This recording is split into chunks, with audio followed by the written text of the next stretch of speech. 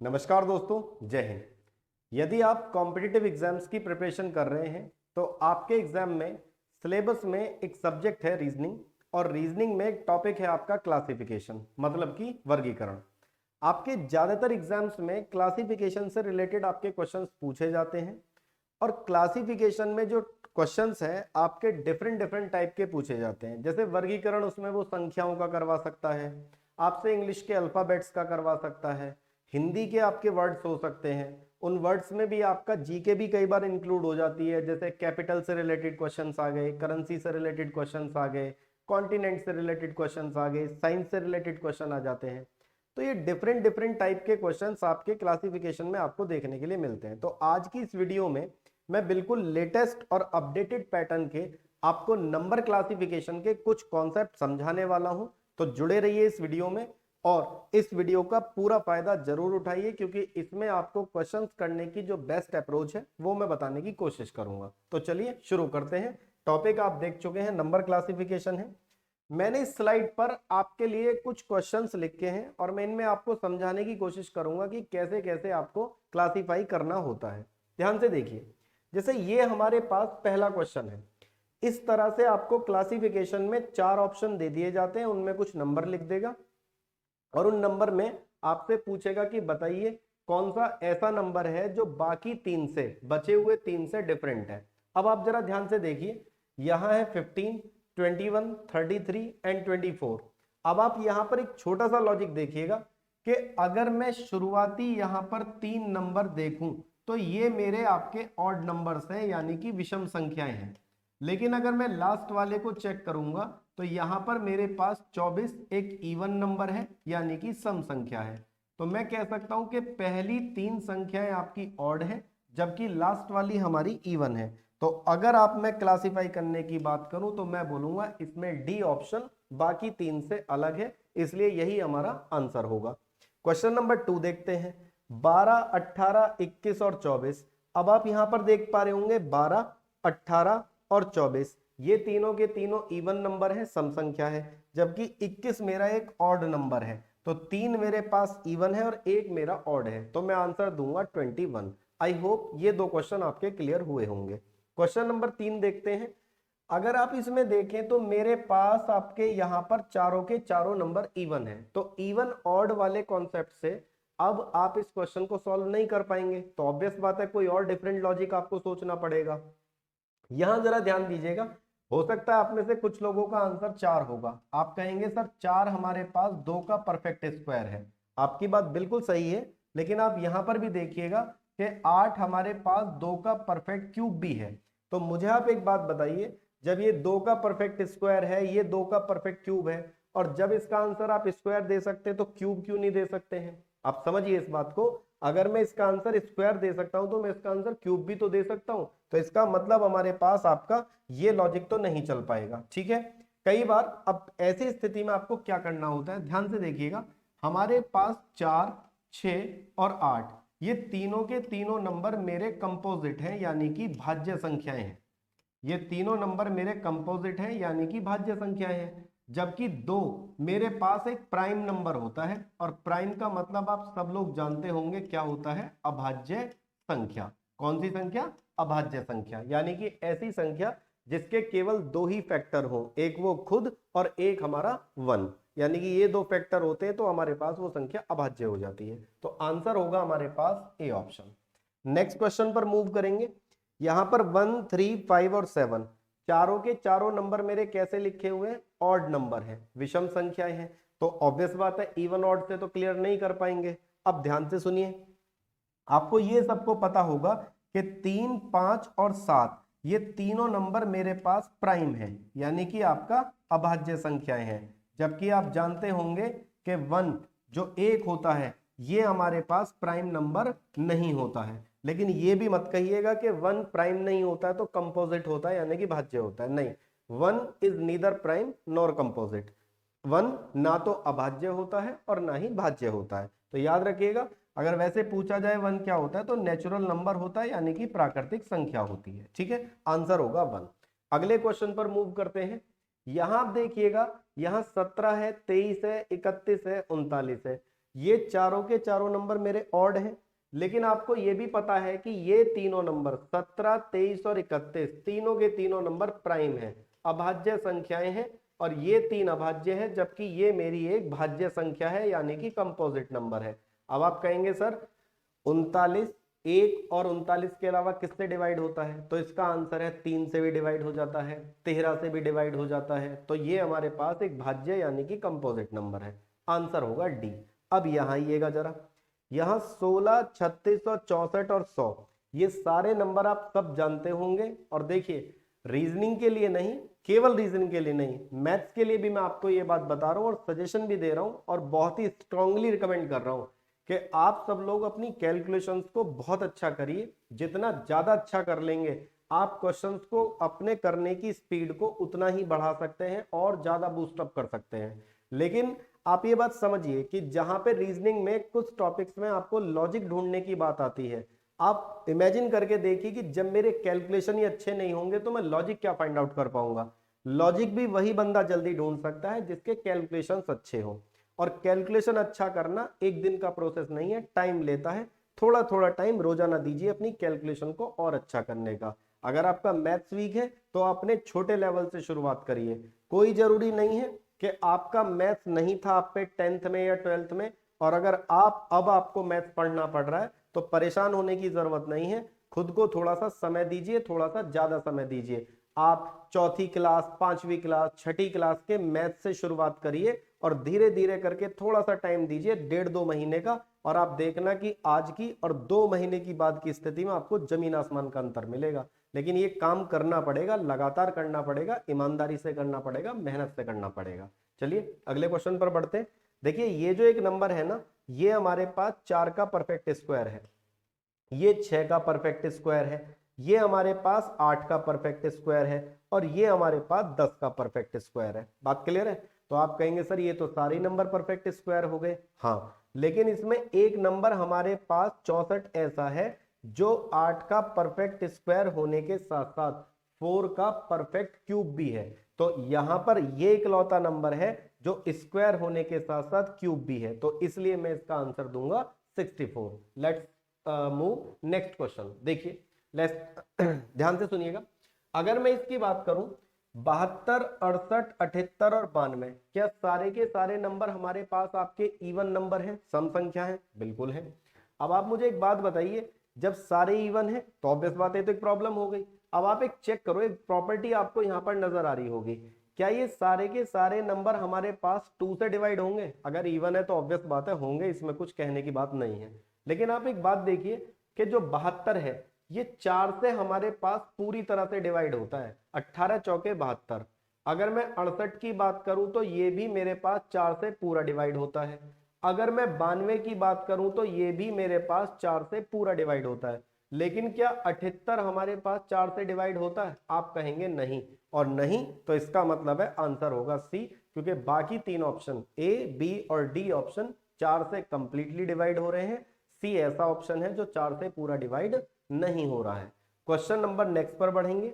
आप यहां पर देख पा रहे होंगे, अगर आपको स्क्वायर क्यूब याद है तो आपको आराम से समझ में आ पा रहा होगा कि 13, 31, 11 की क्यूब है, 21, 97, 13 की क्यूब है, 33, 75 हमारे पास 15 की क्यूब है, जबकि 51, 13 हमारे पास किसी की भी परफेक्ट क्यूब नहीं होती है। इसके पास परफेक्ट क्यूब पड़ती है 49, 13 जो कि कितने की होती है? 17 की होती है। ठीक है, तो ये परफेक्ट क्यूब नहीं है, तो आंसर होगा डी। इन लगभग 8 क्वेश्चन से आप ये बात समझ पाए होंगे कि हम क्लासिफिकेशन में किस तरह से क्वेश्चन सॉल्व करते हैं। इन 8 क्वेश्चन का किसी को स्क्रीनशॉट लेना है या कोई बात है तो आप ले सकते हैं। अब हम बढ़ेंगे अगले क्वेश्चन की ओर। अगला क्वेश्चन कुछ इस फॉर्म में आपके सामने है, आपसे विषम का चुनाव करवा रहा है, यानी कि जो बाकी से अलग है वो आपको बताना है। यदि कैलकुलेशन अच्छी है तो आराम से पकड़ पाएंगे और जल्दी पकड़ पाएंगे। ध्यान से देखिएगा, यहाँ 13 है, यहाँ 25 है, 15, 27, 17, 31, 9, 15। आप एक काम करिए, ध्यान से देखिएगा, ये 13 के दूसरे मल्टीपल से 13 दूनी हुआ 26, और उसमें से यदि 1 घटा दिया जाए तो मेरा आंसर आएगा 25। तो ये इसके दुगने से 1 कम है। यहां चेक करिए, ये 15 के 2 गुने से 15 दूनी 30, और इससे हमारे पास 3 कम है। बिल्कुल, ये वाला चेक करिए, 17 दूनी हुआ 34 और इसमें से अगर 3 कम करेंगे तो 31 आएगा। अब ध्यान से सुनो, देखो एग्जाम में ये छोटी छोटी बातें भी लिखकर नहीं देखनी होती है, इतना आपको ओरली सॉल्व करना होता है, थोड़ा सा आप जल्दी कर पाएंगे क्वेश्चंस को। मुझे एज अ टीचर आपको ये बात समझानी है, इसलिए मेरी मजबूरी है मैं आपको लिख करके बताऊं। अब आप एक यहाँ पे थोड़ा सा दिमाग लगाइए, इन दो ऑप्शन में हमारे पास सेम लॉजिक अप्लाई हुआ, पक्की बात है, मल्टीप्लाई हुई 2 से और माइनस हो गया 3। लेकिन पहले ऑप्शन में मल्टीप्लाई तो हुई है 2 से, लेकिन -1 हुआ है, जबकि यहाँ -3 हो रहा है। तो पक्की बात है जब इन दो ऑप्शन में एक जैसा हो गया और इस वाले में अलग हो गया, तो आंसर मेरा पक्की बात है क्या हो जाएगा, ए हो जाएगा। आप कहोगे सर चौथा ऑप्शन चेक करने की जरूरत नहीं है, एग्जाम में नहीं है, क्यों नहीं है सुनिए। जब दो ऑप्शन में सेम लॉजिक अप्लाई हो रहा है तो ऑब्वियस बात है इस ऑप्शन में भी इसके ही जैसा लॉजिक होगा। क्यों? क्योंकि ये एक ऑलरेडी डिफरेंट आ चुका है ना, जब ऑलरेडी एक डिफरेंट आ चुका है तो इसको बार बार चेक करने की जरूरत नहीं है। फिर भी आप चेक कर लीजिए, 9 दूनी 18 और 18 में से 3 जाएंगे तो हमारे पास 15 बचेगा। आई होप अब आप ये बात समझ गए होंगे कि लास्ट 3 ऑप्शंस जो है हमारे वो सेम है। अगले क्वेश्चन पर मूव करेंगे। यहां देखिएगा बढ़िया क्वेश्चन है, देखो यहां पर बड़े बड़े नंबर भी हैं और छोटे नंबर भी हैं। मैं आपको ये भी एक सजेशन दूंगा कि जब आपको कभी कैलकुलेशन करनी हो तो कैलकुलेशन वहां करिए जहां पर नंबर्स आपको इजी दिखाई दें, आप जल्दी कैलकुलेट कर पाए। क्योंकि जब लॉजिक ढूंढने की बात आती है तो जो नंबर छोटे हैं उनमें आप जल्दी जोड़ सकते हैं, मल्टीप्लाई कर सकते हैं, डिवाइड कर सकते हैं, जोड़ सकते हैं, बाकी काम कर सकते हैं। लेकिन जो बड़े नंबर होते हैं उनके टेबल पढ़ने में या उनको ऐड करने में, सब्ट्रैक्ट करने में भी ऑब्वियस बात है टाइम लगता है। तो आप यहाँ देखिएगा ये नंबर हमारे पास सबसे ईजी है, ये इसका 3 टाइम्स है, 30 10 तिया 90, सॉरी 10 तिया 30 और 30 तिया 90, ये इसका 3 गुना है, ये इसका 3 गुना है, ठीक है। यहाँ ये 15 ती 45 बिल्कुल सही है, और 45 तिया 135, 45 का पहाड़ा ना हो तो आप सीधा 45 को ऐसे लिखिए 40 + 5 और मल्टीप्लाई कितने की करनी है, 3 की, 40 तिया 120, 5 तिया 15, तो इतनी कैलकुलेशन आपके माइंड में ही सॉल्व हो जानी चाहिए। 135 आ रहा है, यहाँ ये 22 तिया 66 बिल्कुल सही है, और 66 तिया कितना होता है, 66 को बोलिए 60 + 6, 66 की गुणा करनी है 3 में, तो 60 + 6 की गुणा करनी है 3 में, 60 तिया 180, 6 तिया 18, 180 और 18 198, तो ये भी इसका बिल्कुल एग्जैक्ट आपका 3 गुना है। क्लियर है? अब आप मुझे ये बताइए कि क्या इन 3 ऑप्शन में सेम लॉजिक है कि नहीं है। पहले नंबर का 3 टाइम्स है सेकंड नंबर, और सेकंड नंबर का 3 टाइम्स है आपका थर्ड वाला नंबर। क्या पहले में भी ये हो रहा है? चेक करते हैं। 17 तिया 51 होते हैं, ये बात तो सही है, इसमें तो कोई प्रॉब्लम नहीं है। लेकिन क्या 51 तिया 147 होते हैं? नहीं, 51 तिया होते हैं 153। ना भी पता हो तो 51 में जब मैं 3 की गुणा करने जाऊंगा तो मैं इस 3 की गुणा जब इसके यूनिट डिजिट में करूंगा तो 3 एकम 3 आएगा, यानी कि जो भी इसका आंसर आएगा उसके इकाई के अंक में 3 आएगा। जबकि यहां पर कितना आ रहा है, 7, तो ऑब्वियस बात है ये हमारे पास इसका 3 टाइम्स नहीं है, तो यही हमारे पास आंसर भी होगा। बात क्लियर है? चलिए नेक्स्ट क्वेश्चन पर मूव करेंगे।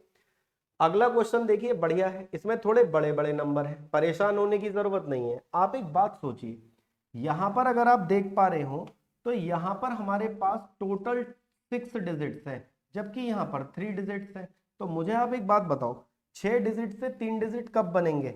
जब 2 डिजिट के लिए 1 डिजिट आएगा, जब 2 डिजिट के लिए 1 डिजिट आएगा। यहां पर देखो जैसे 32 लिखा है, तो 32 के लिए पहले मैं ये मान के चलता हूं कि 5 यूज हुआ होगा, कोई जरूरी नहीं है शुरू में, हो सकता है लास्ट में भी आ जाता। चेक करते हैं। यहां पर देखिए 3 और 2 को मिला के शायद ये 5 बन जाएगा, बिल्कुल बन जाएगा।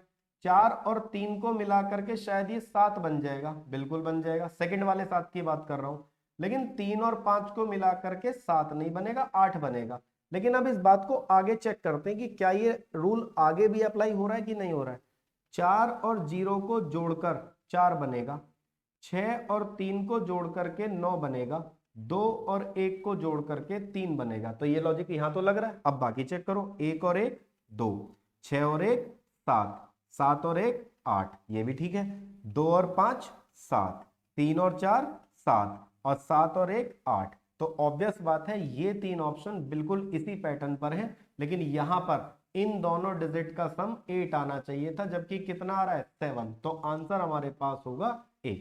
तो एक और बात, अच्छा, इसी क्वेश्चन को एक और ऊपर लेवल पर अगर हम ले जाएं, जैसे सपोज करो ये इसको यहां पर जैसे इसने दो दो डिजिट को जोड़कर, देखिए जरा आप इस बात को, जैसे मान लीजिए 406321, इसको जोड़ करके जैसे 493 लिख रखा है, अगर ये 493 ना लिख करके 394 लिख देता तो क्या लॉजिक बनता? तो बहुत इजी सा लॉजिक था कि पहले दो डिजिट को जोड़कर लास्ट में रखा गया है, बीच वाले डिजिट को जोड़कर बीच में रखा गया है, और लास्ट वाले डिजिट को जोड़कर शुरू में रखा गया है। तो ये भी एक लॉजिक हमारे पास यहाँ पर पॉसिबल था। आई होप आपको क्लियर हुआ होगा।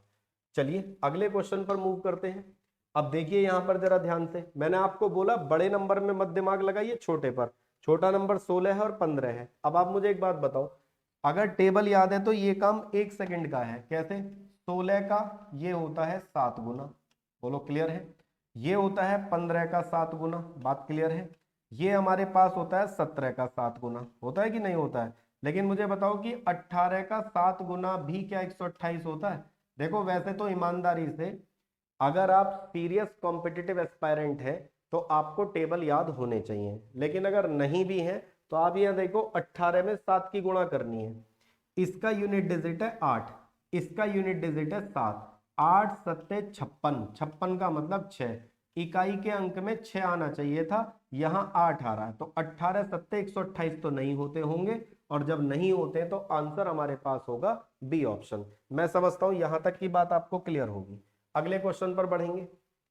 अब आप इस सवाल को देखो जरा ध्यान से। देखो 5 से 35 है, क्या ये 5 का सीधा 7 गुना होता है? आप कहेंगे सर बिल्कुल होता है।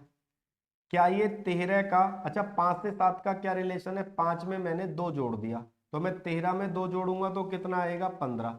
क्या 13 में 15 की मल्टीप्लाई करके 195 आता है? आप इसको ऐसे करो, 13 धाम 130 और 13 पंजे 65, और 130 और 65 195 होता है, बिल्कुल परफेक्ट है। आगे बढ़ो। अच्छा इन दोनों नंबर में पहले इसमें दिमाग लगा लो क्योंकि ये छोटा नंबर है। 7 निम्मे 63, जो नंबर था उससे 2 ज्यादा लिखा, जो नंबर था उससे 2 ज्यादा लिखा, जो नंबर था उससे 2 ज्यादा लिखा, तो 19 से 2 ज्यादा लिखेंगे, कितना आएगा? 21, यानी कि 19 की 21 में गुणा करनी है। अब आप यहां देखो, इसका इकाइकांक 9, इसका इकाइकांक 1, 9 एकम 9, यहां पर 9 आना चाहिए था, जबकि कितना आ रहा है? 4। तो ऑब्वियस बात है ये अलग है और ये हमारा आंसर भी होगा। आई होप क्लियर हुआ होगा। अगले क्वेश्चन पर बढ़ेंगे। अगला क्वेश्चन देखिए जरा ध्यान से देखिए, जब बड़े नंबर हो तो ऐसे केस में इवन ऑड का तो कॉन्सेप्ट आप एक बार लगा के देख लिया करो, कोई दिक्कत नहीं है। लेकिन कभी भी ऐसे केस में प्राइम या कंपोजिट, भाज्य भाज्य का लॉजिक मत लगाया करो, क्योंकि इतने बड़े नंबर में भाज्य भाज्य का लॉजिक पॉसिबल हो भी नहीं पाता है और आप ढूंढ भी नहीं पाएंगे। तो ध्यान से देखो आप, अगर सपोज करो मैं इसका इकाई अंक देखूं तो 7 है, यहाँ पर 8 है, यहाँ पर 4 है और यहाँ पर 5 है। तो 2 जगह तो 7 और 5 है और 2 जगह 8 और 4 है। तो इसका मतलब है 2 नंबर तो इवन है और 2 नंबर हमारे ऑड है। 2 नंबर इवन और 2 नंबर ऑड। तो इवन ऑड वाले लॉजिक से तो अब ये बाहर नहीं आ पाएगा। एक और लॉजिक देखो बहुत ध्यान से इस क्वेश्चन में, अगर मैं इसके पहले और लास्ट के डिजिट का आपस में प्रोडक्ट कर दूं, 4 अट्ठे हुआ 32, देखो ये लिखा हुआ है 32, यहां पर देखो 3 और 4, 3 चौके 12, ये लिखा हुआ है 12, 2 पंजे 10, ये लिखा हुआ है आपका 10, यानी कि कॉर्नर कॉर्नर वाले डिजिट की मल्टीप्लाई बीच में लिखी हुई है। तो यहाँ 6 है और यहाँ 7 है, इन दोनों की मल्टीप्लाई करके 6 सत्ते 42 आना चाहिए, और यहाँ कितना लिख रहा है? 45। तो ये अलग है और यही हमारा आंसर भी होगा। समझ में आ गई आपको बात? क्लियर है? अगर अब तक के क्वेश्चन अच्छे लगे हो, बाकी भी और क्वेश्चन आ रहे हैं, लेकिन मैं आपसे रिक्वेस्ट करूंगा कि प्लीज चैनल को सब्सक्राइब जरूर करिएगा, और अगर पॉसिबल हो सके तो इस वीडियो को बाकी लोगों के साथ भी शेयर करिएगा। चलिए अगले क्वेश्चन पर बढ़ते हैं। अगला क्वेश्चन है 12:120, 18:228, 13:143, 11:111। ध्यान से सुनो, क्या ये 12 का एग्जैक्ट हमारे पास 10 गुना होता है? आप कहेंगे सर बिल्कुल होता है। क्या ये, अच्छा 12 और 10 का क्या कनेक्शन है? इनका कनेक्शन ये है कि 12 से 2 कम करके मैंने यहां लिख दिया, यहाँ पे 18 और यहाँ पे 228 है, 18 से कितना कम करूंगा? 2 कम करूंगा, 2 कम करूंगा तो कितना आएगा? 16। 18 में 16 की मल्टीप्लाई करके 288 आना चाहिए। चेक करते हैं, 18 धाम 180 और 18 छिक्के 108, और 180 और 108 कितना होगा, 288 होगा, बिल्कुल परफेक्ट है। अब हम 13 से कितना कम करेंगे, 2 कम करेंगे, कितने 11 आया। 13 में 11 की मल्टीप्लाई करके 143 आएगा, बिल्कुल परफेक्ट है। तो 11 से 2 कम करेंगे, आप 2 कम करेंगे तो कितना आएगा, 9, और 11 निम्न कितना हो जाएगा, 99 आना चाहिए था, यहाँ आ रहा है 111। तो आंसर हमारे पास होगा डी, क्योंकि ये वाला इस वाले पैटर्न पर नहीं हो पा रहा है। अगले क्वेश्चन पर मूव करेंगे। देखिए इस वाले क्वेश्चन में आप देख पा रहे होंगे सारे बड़े बड़े नंबर हैं, बस यहाँ पर थोड़े से छोटे हैं, नहीं बाकी सारे बड़े बड़े दिखाई दे रहे हैं। लेकिन इस क्वेश्चन में एक बात खास है आपकी, क्या खास है, आप अगर ध्यान से देखें तो ये वाला जो नंबर बना है, ये वाला जो नंबर बना है, ये वाला जो नंबर बना है, यहाँ पर 3 ही डिजिट है मेरे पास, 7, 8 और 9। इन 3 डिजिट से ही मेरे पास ये सारे नंबर बने हैं। देखिए आप चेक करके, इस वाले में हमारे पास 3 डिजिट है, 4, 5 और 6। इन 3 डिजिट से ये सारे नंबर बने हैं, बात क्लियर है। इन सारों में अगर चेक करेंगे तो 1, 2 और 3, इन तीनों डिजिट से ये सारे नंबर बने हैं। लेकिन जरा इसमें चेक करिएगा, एक डिजिट तो 1 है, एक डिजिट हमारे पास 2 है, एक डिजिट 3 है और एक डिजिट आपका 4 भी है। तो इसका मतलब है इसमें टोटल 4 डिजिट है। देखिए 1 कहाँ है, ये रहा, 2 कहाँ है, ये रहा, 3 कहाँ है, ये रहा, और 4 हमारे पास ये रहा। 2, 3, 4 और भी आए हुए हैं, लेकिन मैंने आपको केवल यहीं पर बता दिया। तो यहाँ पर 4 डिजिट से नंबर बने, जबकि बाकी सारे ऑप्शंस में केवल 3 डिजिट से नंबर बने हुए हैं। बात क्लियर है, ये वाला डिफरेंट है और यही हमारा आंसर भी होगा। अगले क्वेश्चन पर चलेंगे। देखो यहाँ एक बड़ा नंबर है, जबकि यहाँ पर एक छोटा नंबर है। तो आप इस नंबर से पहले कोशिश करिए कि इसको बनाया जाए, क्योंकि ये इसलिए तो लिखा गया होगा। अब आप ध्यान से सुनो, इतने बड़े नंबर से 24 कैसे बन सकता है, इनका सबका डिजिटल सम करके देखिए आप। 8 और 5 13, 13 और 2 15, 15 4 19, 19 और 5 24। अगर इन सबको जोड़ दिया जाए तो 24 बनेगा। क्लियर। नेक्स्ट देखते हैं, 4 और 1 5, 5 और 2 7, 7 और 6 13, 13 और 3 16। इन सब का योग बन रहा है हमारे पास 16। अभी और चेक करिए, 2 और 6 8, 8 5 13, 13 8 21, 21 और 4 25, बिल्कुल परफेक्ट नंबर है। 7 और 7 14, 14 और 5 19, 19 और 2 21। यानी कि इस ऑप्शन में, इस ऑप्शन में और इस ऑप्शन में लेफ्ट में लिखी हुई नंबर्स का जो समय आगे लिखा हुआ है, लेकिन यहां इनका सम बन रहा था 16, जबकि लिखा हुआ कितना है, लिखा हुआ है 18। ये अलग है और यही हमारा आंसर भी होगा। अगला क्वेश्चन देखते हैं। अगला क्वेश्चन हमारे पास कुछ इस तरह से फ्रैक्शन में दिया हुआ है। देखेंगे अगर आप, जैसे 4/5 बराबर 3 है, 25/41 बराबर 8 है, 16/20 बराबर 6 है, 30/51 बराबर 9 है। आप एक बात सुनिए, अगर मैं इस नंबर को और इस नंबर को जोड़ लूं तो 4 और 5 होगा 9, और अगर 9 का मैं स्क्वायर रूट निकाल दूं तो मेरे पास आंसर आएगा 3। समझ आया। आगे देखते हैं, 25 और 41, 5 और 1 हुआ 6, 4 और 2 हुआ 6, 66 किसी का परफेक्ट स्क्वायर रूट नहीं होता है या परफेक्ट स्क्वायर नहीं होता है, तो पक्की बात है इसका आंसर 8 तो नहीं आएगा। ठीक है, इसमें नहीं आएगा। बाकी में चेक करते हैं, 20 और 16 हो गया 36, और अगर मैं 36 का स्क्वायर रूट निकालूं तो ऑब्वियस बात है आंसर कितना आएगा, 6 आएगा। आंसर कितना आएगा, 6 आएगा। और इस वाले में चेक करिए, 30 और 51 होगा 81, और अगर मैं 81 का स्क्वायर रूट निकालूंगा तो ऑब्वियस बात है कितना आंसर आएगा, 9। इसमें हमारे पास ऐसा नहीं हो पा रहा था, आंसर होगा हमारे पास बी ऑप्शन। आंसर होगा हमारे पास बी ऑप्शन। तो इस सेशन में आज केवल इतना ही था। आई होप सबको सेशन पसंद आया होगा, क्वेश्चंस अच्छे लगे होंगे। मैं आप सभी लोगों से फिर से एक बार रिक्वेस्ट करूंगा, अगर सेशन अच्छा लगा हो तो प्लीज चैनल को सब्सक्राइब करिएगा और वीडियो को बाकी लोगों के साथ भी शेयर करिएगा। इस तरह की और वीडियोस के लिए जुड़े रहिए अपने प्लेटफॉर्म RS मंत्रा से। Thank you so much. ख्याल रखिए अपना, खुश रहिए और पढ़ते रहिए।